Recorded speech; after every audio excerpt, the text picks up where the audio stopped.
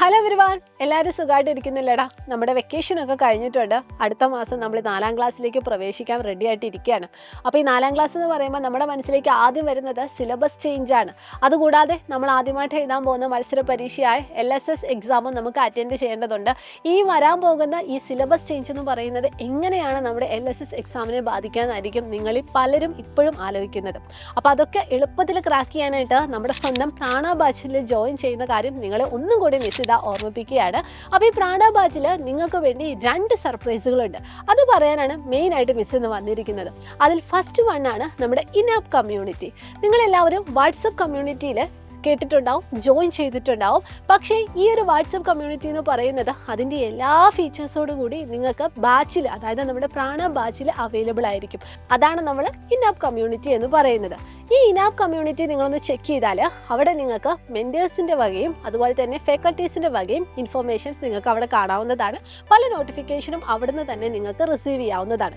അതിൽ ഒരു കാര്യം പ്രധാനമായിട്ട് ശ്രദ്ധിക്കണം. മെൻറ്റേഴ്സാണ് നിങ്ങൾക്ക് മെസ്സേജ് ചെയ്യുന്നതെങ്കിൽ അവരയക്കുന്ന മെസ്സേജിന് എപ്പോഴും ഒരു യെല്ലോ അല്ലെങ്കിൽ ഓറഞ്ച് കളർ ടിക്കായിരിക്കും ഉള്ളത്.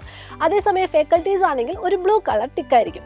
ആ നോട്ടിഫിക്കേഷൻസ് അല്ലെങ്കിൽ ആ മെസ്സേജസ് നിങ്ങൾക്ക് റിയാക്ട് ചെയ്യാൻ പറ്റും, നിങ്ങൾക്ക് കമൻറ്റ് ചെയ്യാൻ പറ്റും, നിങ്ങൾക്ക് ഷെയർ ചെയ്യാനും പറ്റും. അപ്പോൾ ഏതൊക്കെ ലൈവുകളാണ് വരുന്നത്, ഏതൊക്കെ സമയത്താണ് വരുന്നത്, ഏതൊക്കെ സബ്ജക്റ്റാണ്, ഏതൊക്കെ പാർട്ടാണ് എന്നൊക്കെയുള്ള ഫുൾ ഡീറ്റെയിൽസ് നമുക്ക് ആ ഒരു ഇനാപ്പ് കമ്മ്യൂണിറ്റിയിൽ നിങ്ങൾക്ക് ലഭ്യമാവും. ഇനി രണ്ടാമത്തെ സർപ്രൈസ് എന്ന് പറയുന്നത് പാരൻസിന് വേണ്ടിയാണ്.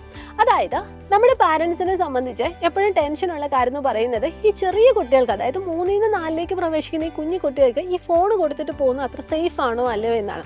അപ്പോൾ നമ്മുടെ മക്കൾക്ക് നമ്മൾ ഫോൺ കൊടുക്കുകയാണെങ്കിൽ അവർ നമ്മുടെ പ്രാണ ബാച്ചിലാണോ കയറുന്നത്, അല്ലെങ്കിൽ ബാച്ചിലെ ക്ലാസ്സുകളാണോ കാണുന്നത്, എത്ര ഡ്യൂറേഷനിൽ കാണുന്നുണ്ട്, അതുപോലെ തന്നെ എത്ര എക്സാംസ് അല്ലെങ്കിൽ യൂണിറ്റ് ടെസ്റ്റ് അറ്റൻഡ് ചെയ്യുന്നുണ്ട്, എത്ര മാർക്ക് കിട്ടുന്നുണ്ട് എന്നൊക്കെ നമ്മുടെ പാരൻസിന് പാരൻ്റ് ആപ്പിലൂടെ അറിയാവുന്നതാണ്. അപ്പോൾ ഈ പാരൻ്റ് ആപ്പ് നിങ്ങൾക്ക് നമ്മുടെ പ്ലേ സ്റ്റോറിലോ അല്ലെങ്കിൽ ആപ്പ് സ്റ്റോർ ത്രൂ നിങ്ങൾക്ക് ഇൻസ്റ്റാൾ ചെയ്യാവുന്നതാണ്.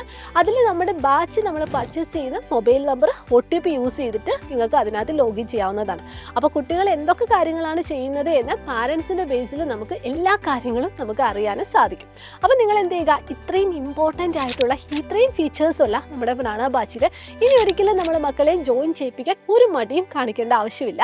അടിപൊളിയായിട്ട് നമുക്ക് 4ാം ക്ലാസ്സിൻ്റെ പഠനം സ്ഥലത്തോടൊപ്പം ആരംഭിക്കാം. അപ്പോൾ എല്ലാവർക്കും all the very best and thank you so much.